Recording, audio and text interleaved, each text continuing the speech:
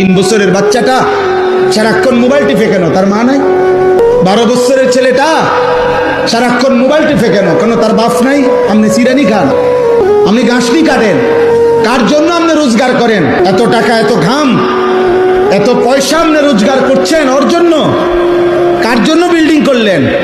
ও তো এক ওয়াক্ত নামাজ পড়ে না। এই দুশ্মন আপনার জন্য কি উপকারে আসবে?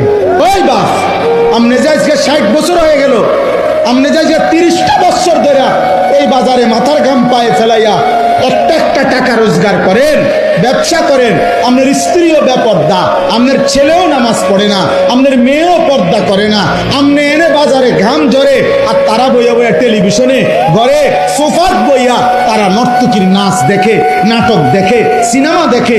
আপনার ছেলে এলাকার আরো 2-4টা বখাটের লগে পুরা দমে মোবাইলে উলঙ্গ ছবি দেখছে, আর আপনার ঘাম বাইয়া বাইয়া পড়তেছে একটা একটা টাকার জন্য।